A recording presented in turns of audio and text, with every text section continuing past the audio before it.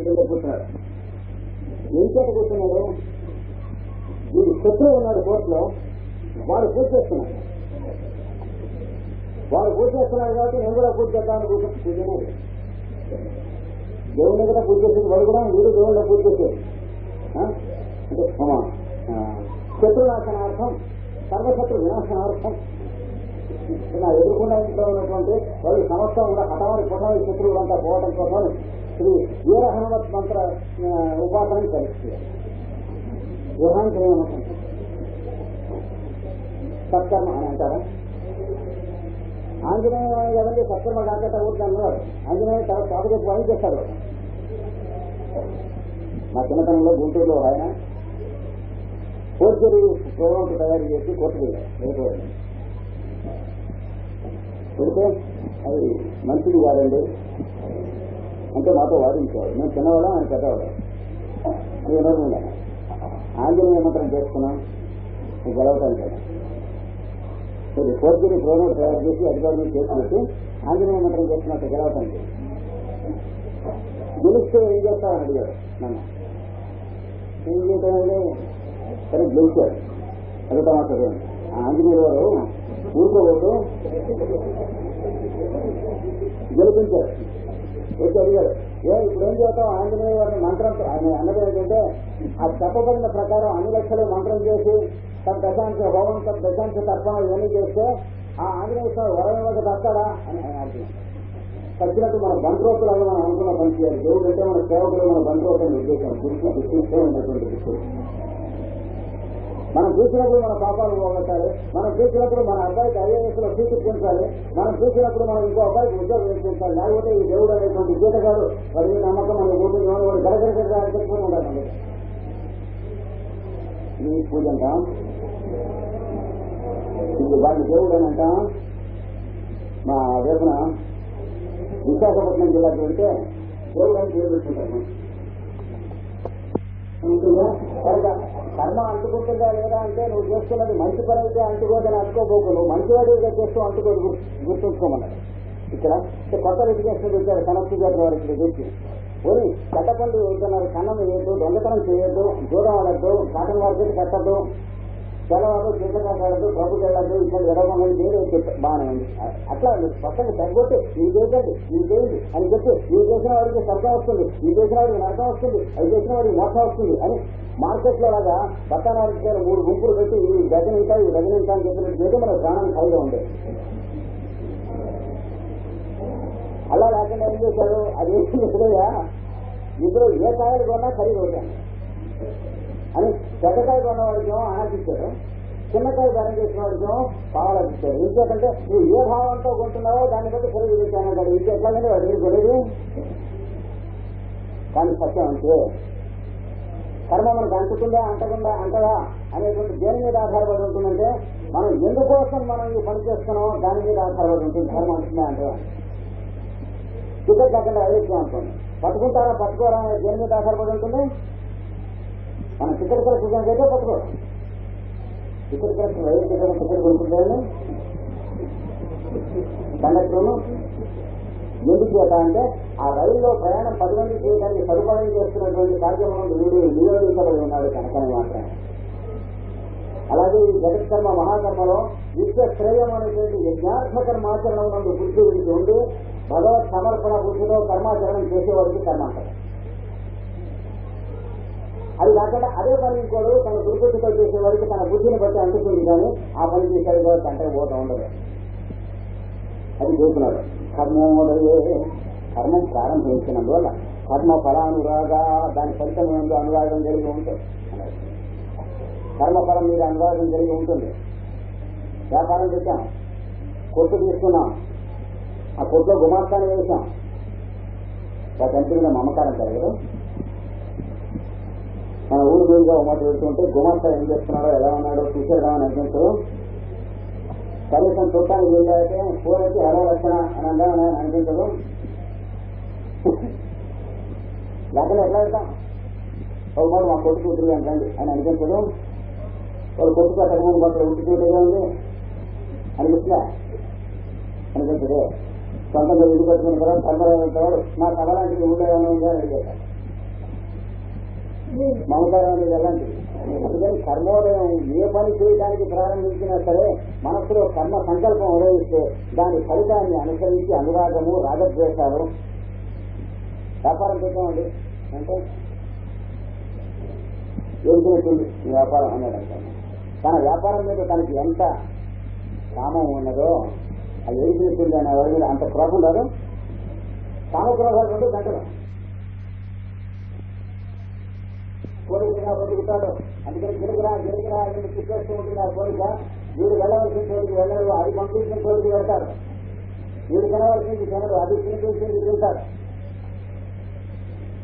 కోవైట్ వెళ్ళారనుకోండి కోపడకండి, దుబాయ్ వెళ్ళారనుకోండి కోపడకండి. అక్కడ దొరికే పిండాకులు తినాల్సిందే కదా. నెలకి $50,000 డబ్బు ఇచ్చినా ఇక్కడికి ఇండియాకి పంపించుకుందాం అనేటువంటి ఎక్కువ కూడా బుద్ధి ఉన్నా మనకి. భారతదేశానికి రక్షించాలి ఇల్లు వాటిలో వెళ్తే ఎక్కువ డాలర్లు ఇస్తున్నారు కాబట్టి అక్కడికి వెళ్దాం ఉన్న అక్కడ ఏం దొరుకుతుందో అది పిండాకులు తిన్నట్టు తింటామే కదా, అంతకంటే ఏమైనా తినగలమా? అంటే కనుక పని మీద వెళితే కోరిక కలిగిందంటే దాని ఫలితం మీద అనుసరించి అనురాగం కలుగుతుంది. అది కాదన్న దాని మీద ద్వేషం కలుగుతుంది. తాను అనురాగంగానో ద్వేషంగానో బతుకుతాడు కానీ తానుగా పడగడు. తాను వెళ్ళవలసిన చోటికి కాకుండా వెళ్ళవలసిన చోటికి వెళ్తాడు. ఇది అవుతుంది. సత్రానికి అక్కడికి అనుసరించి వెళ్తూ ఉంటారు. సర్వ స్వతంత్రుడైనటువంటి వాడు తన పిల్ల పెళ్లి చేస్తూ ఉంటే ఎక్కడ పెళ్లి చేస్తున్నాడో అక్కడికి వెళ్తాడు. కానీ బాగా ఎక్కువ జీతం రావాలని కోవిడ్ లో ఉద్యోగం చేస్తున్నవాడు పిల్లలకు పెళ్లి చేయాలంటే ఏం చేస్తాడు? టెలిఫోన్ మీద చేయించాడు. చూడండి ఇండియాలో పెళ్లి జరుగుతుంది, వాళ్ళకి టెలిఫోన్ మీద శతమానం సెకండరీ పద్ధతి కూడా అతనికి అన్నాడు. ఇంతే అన్నాడు. అందుకే ఎక్కడికి వెళ్ళాలో వాడి ఇష్టం కాదు. ఇలాంటి ఇంకోటికి వెళ్ళాలి. బియ్యం పట్టిన వాళ్ళలాగా వాడి కోరిక ఎక్కడికి వెళ్ళాలి, వాడికి ఎక్కడికి వెళ్ళాలి. వాడికి కావాలనుకున్నటువంటి ఉద్దేశం ఎక్కడుందో అక్కడికి వెళ్ళాలి. అది వీడు తీసుకుంటుంది కానీ వీడు వెళ్ళవలసినటువంటి కర్తవ్యాలు చేయించారు. చాలా తేడా ఉంది ఆ జీవితానికి ఈ జీవితానికి. సత్రాలయానికి అక్కడికి వెళతారు. నాకారానికి మృత్యుని దాటరు. అది వెళితే కూడా వీడు వెళ్ళవలసిన చోటు కాకుండా వీడు వెళ్ళవలసిన చోటు లాగుతూ ఉన్నప్పుడు మృత్యు ఎక్కడికి దాటారు. ఇది ఇష్టం కాదు. సతర్థయోగానికి అవగమస్తమీపాద్ ప్రవర్తతే భోగయోగీనదేహ. తదర్థయోగం సత్ అంటే అస్తిత్వం, అసలు అస్తిత్వంలో ఉన్నదేంటి? దేహం ఉంది అనుకుంటున్నాం, చొక్కా ఉంది అనుకుంటున్నాం. చొక్కా ఉన్నదా బట్ట ఉన్నదండి? బట్టని చొక్కా అంటున్నాం, చొక్కా ఉన్నదని ఒప్పుకుంటున్నాం. అలాగే మనకి దేహం ఉందని ఒప్పుకుంటున్నాం. దేహం కాదు ఉన్నది, చొక్కా కాదు బట్ట ఉన్నట్టుగా దేహం కాదు పంచభూతాలు ఉన్నాయి. బట్ట ఉన్నదా అండి నిజంగా? నూలు పోగులు ఉన్నాయా? ఇక్కడ నూలు పోగులను చూసి బట్ట ఉందని ఒప్పుకుంటున్నాం. పంచభూతాలు ఉన్నాయని ఒప్పుకున్నట్టు. నూలు పోగులు ఉన్నాయా? పత్తి ఉంది అని చెప్పడం. పత్తిని చూసి నూలు పోగులు ఉన్నాయని ఒప్పుకుంటున్నాం. ఇది వెనక్కి వస్తే అయితే పత్తి ఉన్నదా? పత్తి రూపంలో ఉన్నటువంటి అణువులు ఉన్నాయి. అణువులను చూసి పత్తి అనే పేరు ఉత్పత్తి చేశాం. అణువులు ఉన్నాయా? పరమాణువులు ఉన్నాయా? పరమాణువులను చూసి సత్తా ఉంది అన్నా. అక్కడ రాజాయి పరమాణువులు ఉన్నాయా? అందులో ఉన్నటువంటి మహాశక్తి ఉన్నదా? జగత్శక్తి మహాశక్తి ఉన్నది. కనుక దేహం ఉన్నది అని అంటుంది. భ్రాంతినే కాదా? కర్మం ఉన్నది అని మనం అంటే ఈ చర్మంలో ఏమేమి కోరికలుంటాయో చూసి అవన్నీ ఒక చోట ఉండి చర్మంలో ఒక వస్తువు ఏదంటాడు వాడు అనాటమీ చెప్పేవాడు. ఇదేంటంటే స్తంభం. దానికి స్తంభం మనకే. స్తంభం చెప్పారు ఏ భాషలో కంటే మన భాషలో వేరే భాషలో. దాని స్తంభం ఏంటంటే మనం పెట్టిన పేరా దానికి ఉన్న పేరా? ఇలా తెలుసుకుంటే దేహం ఉన్నదని అనుకున్నటువంటి వాళ్ళం ఇలా అంతా కూడా సదర్థంటే అసలు ఉన్నది ఏదో దాని మీద మనస్సు లేదు. మనం ఏం పేరు పెట్టామో ఏం చూస్తున్నామో దాని మీద బతుకుతున్నాం మనం అంతా అన్నాడు. అది పొరపాటు అన్నటువంటి మొత్తం దేహాత్మ భ్రాంతి అనే వాటికి అర్థం. దేహం ఎన్ని కిలోలు ఉందన్నాడు. దేహం ఎన్ని కిలోలు ఉందా? ఎముకలు మాంసంలో 7 కలిసి 8 కిలోలు ఉందా? ఇది క్రమంగా అంటే పదార్థం చూడటంగా మనం అంటే ఉన్న వస్తువుని చూడకుండా ఉన్న వస్తువులంటే మనం ఏం చూస్తున్నామో దాన్ని చూస్తూ ఉన్నాం కనుక మనం జీవిస్తున్నటువంటి జీవితం పొరపాటు జీవిస్తున్నాం. ఉన్నది జీవించడం లేదు, అనుకున్నది జీవిస్తున్నాం, ఉన్నామని అనుకున్నది జీవిస్తున్నాం. కొంచెం గడ్డైన శ్లోకం ఇది అంచేత కొంచెం ఓపికతో సహించాలి. సత్రానుయాంతి ఏది ఉందని అనుకున్నామో అక్కడ ఉంటున్నాం మనం.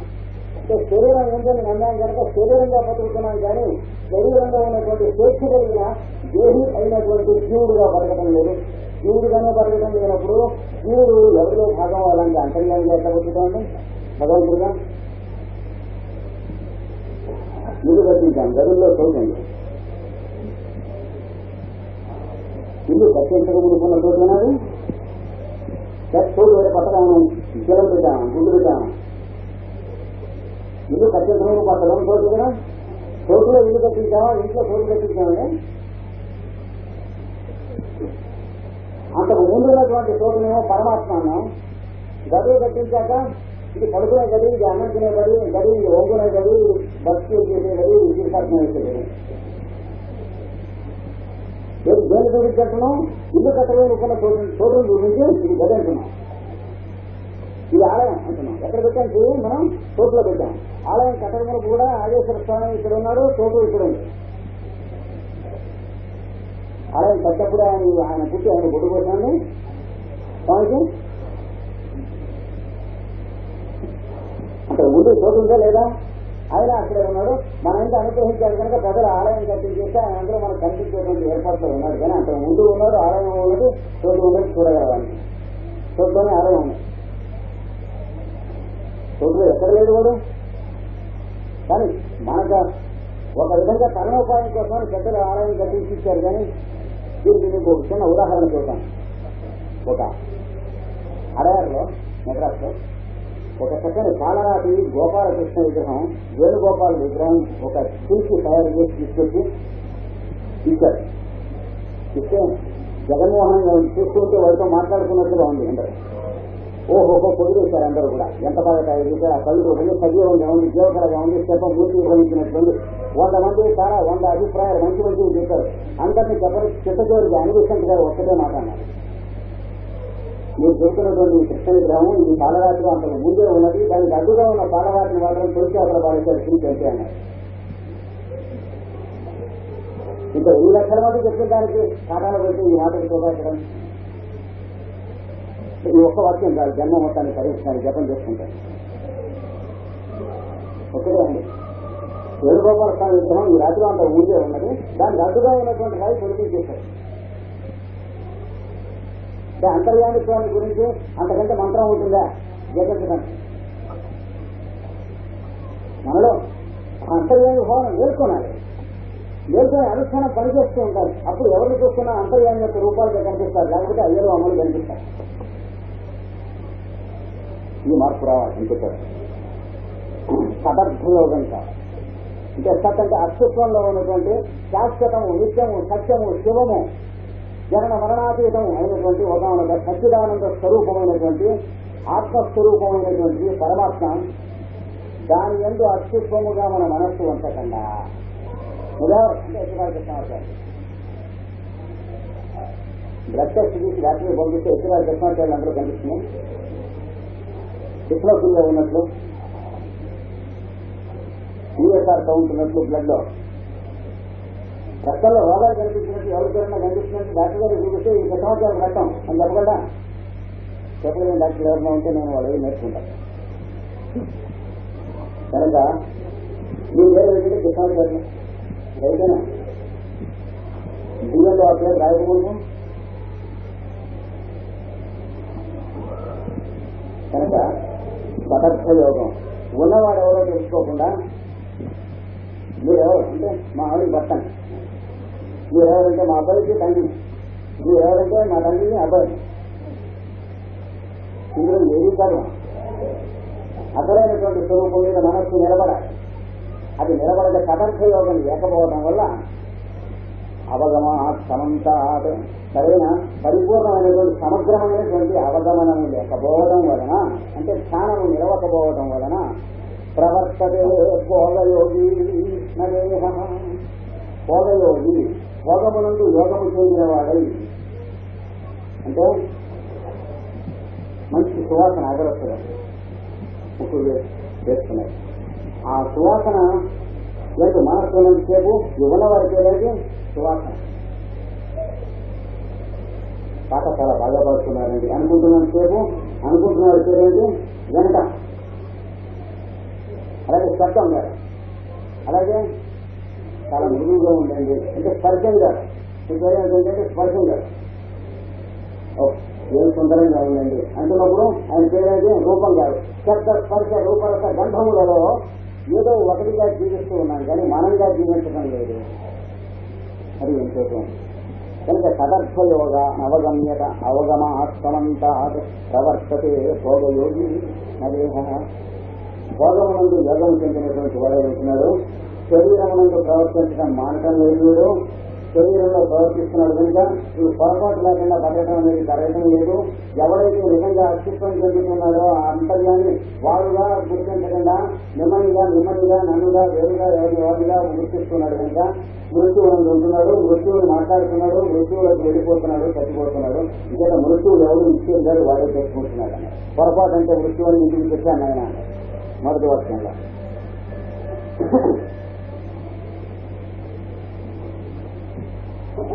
మంచి యోగాభ్యాసం చేద్దాం. ఓ గురువు గారి సంప్రదాయంలో చేరాలి.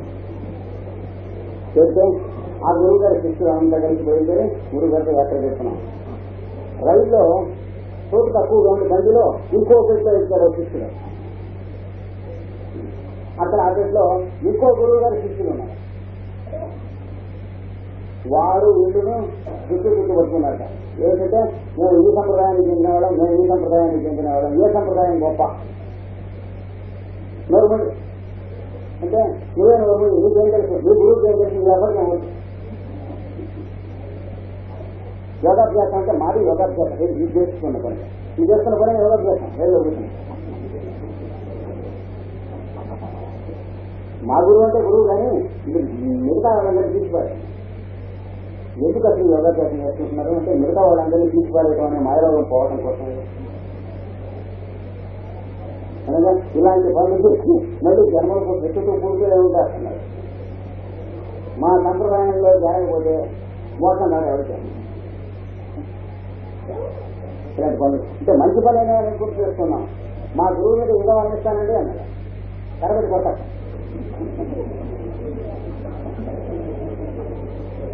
తిరిగి అనేక వేరుమూడి పనులు చేస్తూ ఉంటాం, గొప్పగా అనుకుంటూ ఉంటాం.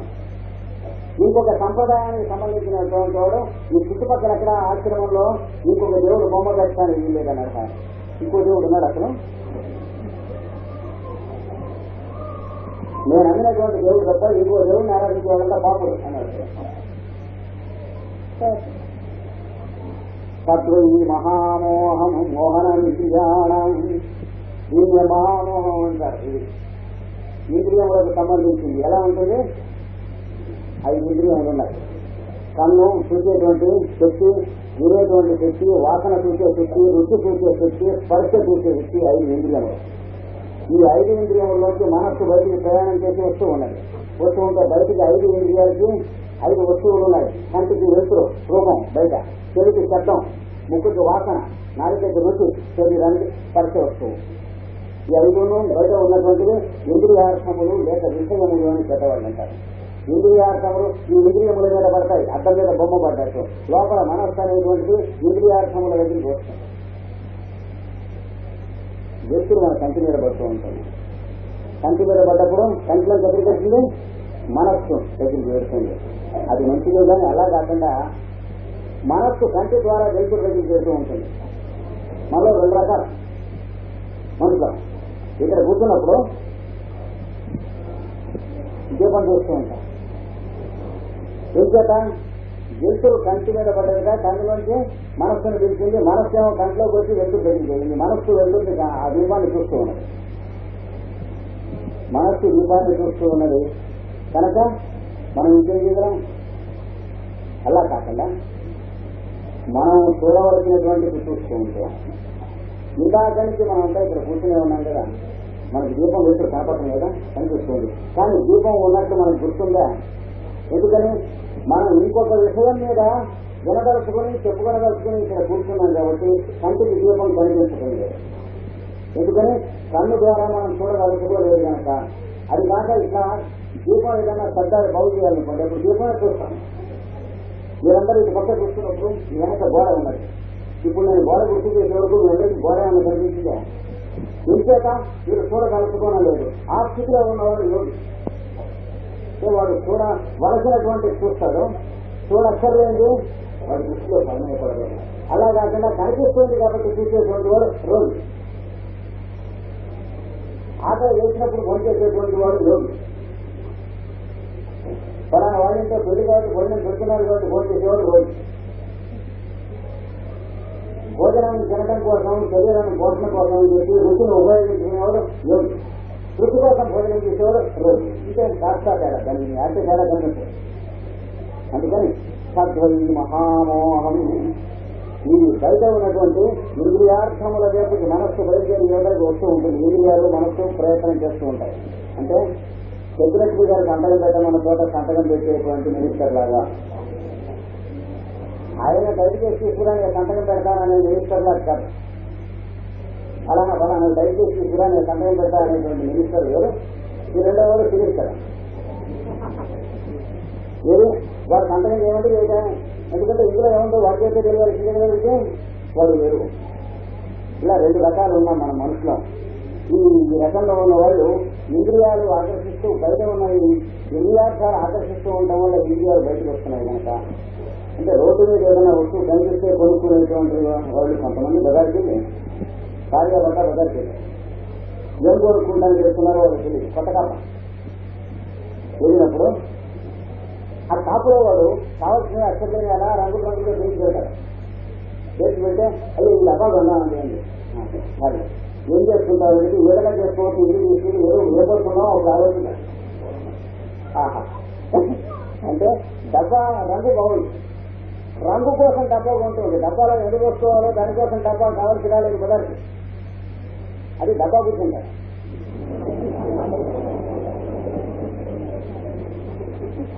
నిజంగా డబ్బా కావాల్సిన వాళ్ళు ఏమంటారు? బియ్యం పోసినట్టు డబ్బా చిల్లు పడిపోయింది, సాగులు పడిపోయింది, డబ్బా కొనుక్కోవాలని పరిణాలు వచ్చి డబ్బా కొనుక్కుంటారు. అది డబ్బా పుట్టి కదా, బియ్యం పుట్టి పట్టడం బియ్యం పడితే 9 గింజలు ఉన్న పుట్టి. కనుక డబ్బా పూజతో డబ్బా కొనుక్కునేవాడు రోజులను ఒకనాడుగాను, బియ్యం పూజతో డబ్బా కొనుక్కునేది ఒకనాడు. అన్ని పనులు ఇదే ప్రపంచం. ఉదాహరణలను బట్టి మనం తెలుసుకోవాల్సిన సూక్ష్మ విషయాలు. ఈ మొదటి ఆవిడ మహామోహం అని అంటారు. అంటే ఇంద్రియాలకు ఎదురకుండా పెట్టబడిన వస్తువులు పోలికెళ్తానండి, అవి అదిగోనండి ఇదిగోనండి అని అడుగుతూ ఉంటున్నాను. అన్ని అయిన తర్వాత చేరితే బెలూన్ ఇట్లా వాడు ఊరి ఇలా దారాలతో పట్టుకుని ఉంటున్నట్టు 50,000 ఉంది. ఆ కథ పనండి ఎందుకు వేరు ఇప్పుడు వెలుగులు అయితే బాగుంటాయండి. బాగుంటుంది 5 నిమిషాల్లో వెళ్ళిపోతాయి. ఎండ కూడా ఉంది, తెలంగాణ అడిగినట్టు వెళ్ళిపోయిందంటే అయ్యే కాదు పడండి. అట్లా ఉంటుంది ఈ మనస్సుకి. మహామోహం అంటే అమోస్తగా ఉంటుంది. అది చేస్తే బాగుంటుంది, ఇది చేస్తే బాగుంటుంది. పేపర్లో అడ్వర్టైజ్మెంట్ చేశారు, చెరువులు వచ్చే రంగులు కావాలని. ఇప్పుడు అట్లా చేద్దాం అని చెప్పి కూడా ఇస్తాం. ఈ ఏళ్ళు వచ్చిన తర్వాత ఎందుకు అప్లై చేయడం నాన్నగారు మీ కొడుకు అడిగారు అనుకోండి, ఉద్యోగం కూడా మానేస్తారు కదా అని అడిగారు. అప్పుడు అక్కర్లేదు, మనం మానేద్దాం, మన చేతిలో ఉంటుంది, ఇంకా అప్లై చేసి ఇలాంటి తిరుగుతుంది. అంటే మనకు కావాలో అక్కర్లేదు చూసుకోకుండా అక్కడ ఏదో ఉందని తెలియగానే ఉరికిపోతాం. అందుకనే భగవద్గీతలో చెప్పారు, యవానర్థ ఉదపానే సర్వత సంప్రృతోదకే తావాన్ సర్వేషు వేదేషు బ్రాహ్మణస్య విజానతః. నదిలో ఎన్ని నీళ్లు ఉన్నాయి అందుకోసం కాదు, మీకు ఎన్ని నీళ్లు కావాలి అనేటువంటి స్థితి వచ్చే బ్రహ్మవిద్యానికి వస్తారని. ఈ నది అంత పెద్దది, మనం మంచినీళ్ళు తాగడానికి. ఇక తాగుతూ ఉంటే ఎన్ని నీళ్ళు వస్తుంది, ఎక్కువ తెలియకుండా తర్వాత నేను మంచినీళ్ళు తాగుతాను అనేది మంచినీళ్ళు తాగలేదు.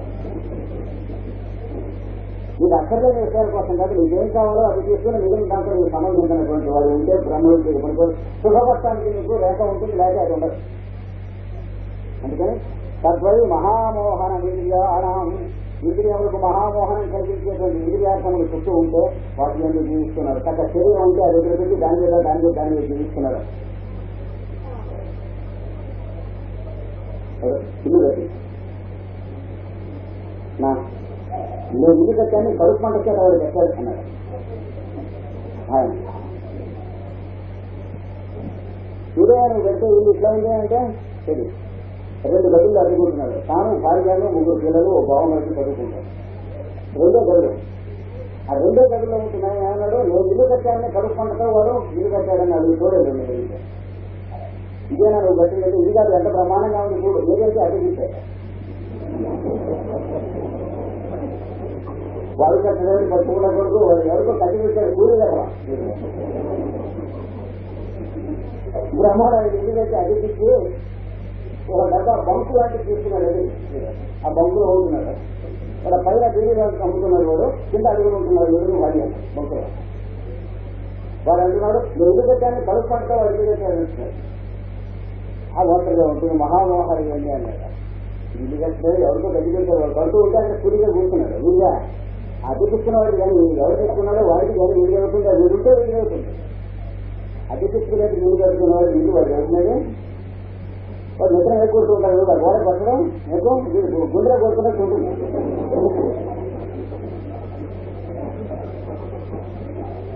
కనుక నిత్యార్థ యోగస్య గతి నిత్య.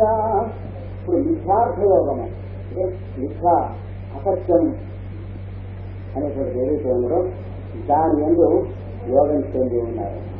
సత్యం ఏదైతే కాదో దాని యందు చిత్తం యోగం చెంది ఉంది. ఇంద్రియాల ద్వారా మనస్సు ద్వారా సత్యమైనటువంటి ఆత్మ యందు చెందలేదు. ఆత్మధ్యానం దొరకలేదు. అంతలోనూ ఉన్న అంతర్యానికే తాను ఏమిటో అది తెలియలేదు. అది కాక ఉన్నటువంటి మిగిలిన దాని యందు కాక తీరక అలాగే తిరుగుతున్నారు. నిత్యార్థ గతి యోగస్య గతి రుచి నిత్య. దాని మీదే నిత్యమైనటువంటి గతితో తిరుగుతున్నాడు. నిత్యార్థ యోగాధిగత. ఈ విధంగా నిత్యమైనటువంటి ప్రయోజనం నందు లేని దాని యందు ఉన్నట్టుగా కల్పించుకుని తిరుగుతూ ఉన్నటువంటి వాళ్ళు ఉన్నారే అభిహత అంతరాత్మ. అంతరాత్మని చంపుకున్న వాళ్ళు, దెబ్బతిన్నటువంటి అంతరాత్మ తర్వాత వీళ్ళనే ఎదురుగడము ఆత్మహత్య చేసుకుంటున్న వాళ్ళు అన్నది. ఏదైతే ఆత్మహనోదన దాన్ని ఈశావాస్యోపనిషత్తు అంటారు. వేరే పుస్తకం అనుకుంటారు పాపం. భగవద్గీత వేరే పుస్తకం అనుకున్నట్టుగా భగవద్గీత భారతంలో ఒక భాగం వేరే పుస్తకం లేదు. అలాగే ఈశావాస్యోపనిషత్తును ఎదుర్వేదంలో చెప్పారు మాత్రం అది వేరే పుస్తకం కాదు. అందులో ఇచ్చారు. అయితే ఆత్మహత్య చేసుకుంటున్న వాళ్ళు ఉన్నారే వాళ్ళు ముదురు స్థితిలోకి వెళ్ళిపోతారు. ఏమిటి ఆత్మహత్య అంటే? ఇందాక మనం చెప్పిందే నేను బదాలు చెప్తున్నాను. నేననేటువంటివన్నీ కనిపించకుండా హత్య చేసి శరీరాన్ని నేను చేసి బతుకుతున్న వాళ్ళు ఆత్మహత్య చేసుకున్నారు. అంటే ఆత్మని దర్శనం చేయలేక శరీరాన్నో తన పేరునో తన హోదానో తన ఇల్లునో తన అడ్రస్ నో టెలిఫోన్ నంబరో తాను బతుకుతున్నటువంటి అల్పుడు ఆత్మహత్య చేసుకున్నవాడు. ఇప్పుడు కూడా అదే చెప్పారు. అభిగత అంతరాత్మ. అంతరాత్మని హత్య చేసుకున్నవాళ్ళు అంటే సత్యంగా అంతరాత్మ. కానీ వీరు దాని ఎందుకు సత్యారు అది కాదు. ఆత్మకు వస్తువు లేదు కనుక వీడు దాని ఎందుకు చనిపోయి ఉన్నాడు, తన ఎందుకు మేలుకొని ఉన్నాడు.